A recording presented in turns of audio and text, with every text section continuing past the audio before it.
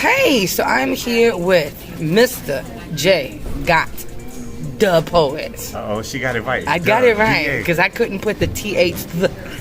I had to put the duh in it. Yeah. So, first of all, I want to say thank you for taking some time out your schedule for coming through and chopping it up with your girl. Hey. And second, first of all, I want to let you know that I'm very inspired by the things you do, and you make a huge impact on the city. So I just need you to understand that. Thank you. I appreciate that. Okay. I appreciate that. But we need to talk. We need to talk about you, the man, the myth, the legend. What's up? And first of all, I'm going to get the basics. Okay. How long have you been doing the poetry and the music? Wow, that's a great question. I've been doing music. I started off in music back in 1998, I believe. And my daughter was born in 2007. And so from 98 to 2007 is when I constantly did music. 2006, I was like, if this album doesn't work, I was in the studio. I found out the night before I booked this 10-hour shift at the studio, and I found out the night before that I was expecting a child. And everybody that was in the studio was like, yo, why are you so focused? You one taking it, you doing it. Yo, if that album didn't blow, which it didn't, and I'm not ashamed to say that, which it didn't, I stopped rapping. So from 2007, I didn't do anything after she was born. I did some poetry here and there, and I linked up with Craig Watson from Lyric Ave.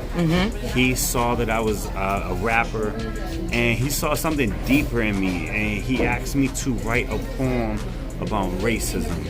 And when I did that, I performed it in front of a sold-out crowd at the I don't know if it was the Bird Theater or the theater that's on Broad Street, Theater 4. I'm not sure which one it was, but the theater was sold out, over 1,000 people, and I got a standing ovation.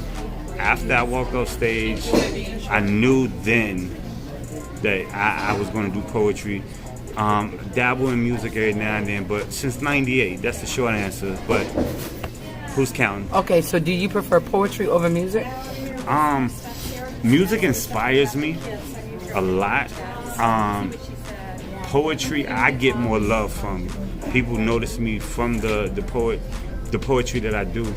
But other than that, I would rather write a poem than to actually do a song. Every now and then I'll get a bug and be like, yo, I'm gonna spit some real quick, but I ain't even gonna put out the little disclaimer I was gonna do, but there might be something coming soon. That's Okay, coming soon. We like coming soon. It gets us like, oh, what J Gott gonna do? What J Gott do? I don't know. Are we doing different topics? Are we doing something new? Are you thinking outside the box? So I can't speak on this. I am working on a new poetry album that is already completed. I just need to complete it as far as like writing it out. I need to go in and actually record it. As far as like doing something new, as far as like music, I thought about it, but I don't know. That's the coming soon part, because I really don't know. Okay. I don't know. All right. Okay, so we had a plethora of things we touched upon. Let's get into some hip hop. Who would you want your dream collabo? Who is your dream collaboration? My dream collaboration, I already got it in the back of my head. Biggie, number one. Tupac. No. I don't want them on the same track. I want separate tracks from them. If I'm doing a collab with them, I want to be separate with them. And I think I would work with Pac more as far as like on the poet side, because I would want to pick his brain about why did he write certain things. Because when he passed, they put out, I ain't gonna say he did, but they put out a book with his poetry in it. Jay-Z, of course. I'm real East Coast hip hop because I grew up on that, and that's what inspires a lot of stuff that I've done.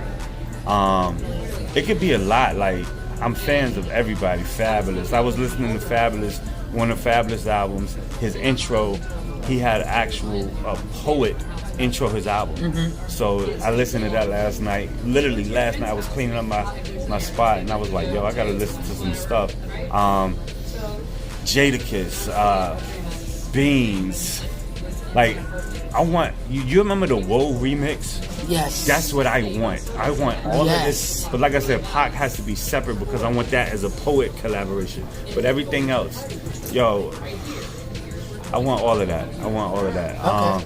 It could be more, but I ain't gonna speak on it. It's too much. It is a lot. Now, the people that you mentioned, Biggie, Pac, Jay, are legends, icons in hip hop. What made you fall in love with hip hop? I fell in love with hip hop because of wordplay. And Jay had the wordplay for me. But when I heard Fabulous and Mace was the first person I heard do this. He made a sentence, an entire sentence, rhyme with the next sentence. So each word from that sentence rhymed with the next, and it made sense. It wasn't no hippity hop, bibbity bop. It wasn't that. It was, dog. Like if you could take words, bend them, and make sense with it. Now you and I know I'm a huge M fan. Yes. What did you think of Music to Be Murdered By? His new joint. I liked it. It was there was a couple songs that I didn't really relate to, but I'm gonna say 90% of the album I still listen to it right now. It was crazy. The intro, the Royce da 5'9" joint, track number 3, where he was like, I don't want my father's philosophies to be on me, but I'm still praying for his colonoscopy. Yeah. Like all of that. It just like it makes me believe that real lyricists is still out there. The joint that I don't know if a lot of people caught this either. He got a joint with Juice WRLD, and Juice WRLD just passed, and I thought that was dope that he had Juice WRLD on the hook. Yeah, man, I could talk so much about it. I like the joint that he was talking about the Las Vegas shooting. That was pretty deep. That's too. Darkness. The Ed Sheeran joint, it really reminded me of D12 days because he kept on referencing Bizarre, and if I'm not mistaken, on this particular song, he said, "I'm getting head in the box, Marshmallow." If y'all don't know what that means, I need y'all to go look up DJ Marshmallow because nobody knows who he is, and he performs with his head in the box. Come on, man. It is that dude. Come on. It is that dude. So whenever I ask people, this is a staple question that I ask people. What is your spirit animal? I don't know. I really don't know. How about this? I'm gonna answer it as what I think it is because I really don't know. Okay. Like the animal that you feel like you convey, like when you perform, when you move, when you're out there. What animal do you feel like is J Gott would be in the animal world? So when I'm not on stage, I'm real calm like a cat. Let's just say that. But when I'm on stage, I feel like there's this trigger. I mean, there's this switch inside of me. Not a trigger. There's this switch inside of me that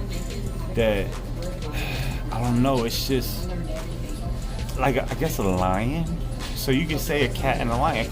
So I'm calm like a cat when I'm off stage, but when I'm on stage, it's like just don't cross me. I'm coming for blood. You know what I'm saying? But yeah, I think that's it. Okay, that's a good one. A lot of people do lion, docile cat. Okay. You know, you might be more homebody, chill. Okay. But the transformation when you perform is kind of like king of the jungle kind of thing. Yeah. You demand the stage. Of course. When you roar. Yeah. So I can definitely see that. Because when you with Nicole, you sounded kind of like a big pussycat. Yeah. You really are kind of like a big pussycat when you and Nicole. So I can definitely see that trait in you. What are your plans and goals for the next couple of years with yourself, your family, your music artistry, your promoting your shows? Like, what do you plan on doing for the next 3 to 5 years? So the next 3 to 5 years for my family, of course, we're getting married in September, so we're establishing that. We got to work on that. We got a few things that we want to do as a couple. Purchase a house, plan something. I can't speak on that. I told Cool Love on it. A very select few know what. I don't know what you're talking about. As far as my businesses, I pray that, and I'm not trying to be cocky, but I pray to God that Gott Promotions is the biggest promotion company on the East Coast, not just in Virginia. And it could be worldwide, to be honest with you, but I pray that if that's what God wants me to do, that my promotion company supersizes myself. As far as J Gott the Poet, putting out the next poetry album, getting booked, getting hosting gigs as much as I can. And I'm gonna say this because a lot of people don't know this. Cooler heard me speak on it a lot. Stay as limited as possible because I don't want to oversaturate myself to people. And then the last thing is lyrics, and that is my online IG store. I've always had this passion to have a retail store, and it's nothing big at this moment, but yeah, that's something I want to do. And I know I said that was the last thing, but the next last thing is I want to grow my YouTube channel to the point where I have filmers. I have people with me that film. I want to make my YouTube channel at least 50% of my income. That's and what's then up. have other ventures from there. Those are my goals. Like, yeah. Those are awesome goals, Yeah. very attainable goals. Yeah. But like, I definitely can see you fulfilling all those goals and then some. Thank you. Thank you. Okay, so we talked about the music, we talked about poetry. Mm-hmm. Now, we know you do the Soulful Wednesdays, second Wednesday of each month at Yeah. 6335, right? Yep. So, when you're there and you see certain people there, who gets you to the point where you know it's going to be a good show? Alright, so I'm gonna name a few artists, and first and foremost, DJ Hammer. When he's in the building and I show up and he's already mixing, it's like he gives me like some type. It's like I'm drinking 14 energy drinks because his energy is so crazy. That's number one. Number two, narrator. When he comes in, he doesn't come out much, but when he comes out, his presence and his demand from his voice when he speaks is so crazy. Bam Bam, because people actually pay to see this man, and he shows up to a free event just to support us. And a couple more. I'm gonna name two more, and because I don't want to boost everybody's head up. But when Cooler come in the building, You stupid. Don't I'm say serious. that. I'm serious because you get up there, your stage presence is there. People start chanting Cooler when they do all of that. Like it's crazy. It's crazy. And the last one, and this isn't no particular order. So let me just say that because the last one, she comes with me every week, but if she performs, my mind is blown. And that's Nicole, that's my fiance. And the reason why I say that is because she don't like to perform that much because she don't want to oversaturate her stuff. But yeah, when she says I'm performing, it's something special about it. Now, I'm glad you mentioned Miss Nicole. You are newly engaged, Yes, correct? yes. And let's talk about that situation because it's not seen in the public eye for a man to have his girlfriend, fiance, wifey with them a lot. So tell me, do you get any flack for Nicole always being with you? Is it something that's congratulated to you? What's the feedback that you get when you openly show off your relationship in public as an artist? All right, so let me speak on one quick thing before we actually move to that question. My past relationships that I've had have always been so secretive that if someone actually came to a show with me, they didn't know that they were with me. So I would always get true feedback because that person would be in the crowd, I'll perform, people might say positive or negative things, and I would always hear about it because they didn't know who they were. Gotcha. All right, so with her being with me, we get a lot of congratulatory, hey, yo, y'all look good together, yo, congratulations on this or whatever. So I don't get as much negative feedback. That don't mean there's no negative feedback. Right. I like being in the public eye with her because she's an artist as well. So if you see me, you see her. If you see her, you see me. Like it just is what it is. And if she shows up to an event, you're gonna know Jay is there regardless if I'm physically there or not, and vice versa. So I like doing it because like we do a lot of stuff together. We feed off each other. I get to hear poems that she's done that's not out yet. Like, and I haven't been writing much lately. I ain't gonna lie to y'all. So she pushes me to write more. And yeah, man, like I don't get a lot of flack from it. And maybe that's because we are public. But if we were private, I probably would get flack for it. I don't know. All right, well, it's always a great and awesome time to link up with you, chat, get advice from you. Yeah. You know, I've always told myself not to make the same mistakes as others before you. Yes. So when I sit down and chop it up with you, you give me great insight, yes, great advice on how to move. I need you to let these people know where they can go follow you, see your stuff, plug yourself. I need you to do that right now. jgottdapoet on all social media. Okay. That's the best way to get in contact with me. As far as my promotional company, it's called Gott Promotions. You can find that on all social medias as well, except for Twitter, just Instagram and Facebook.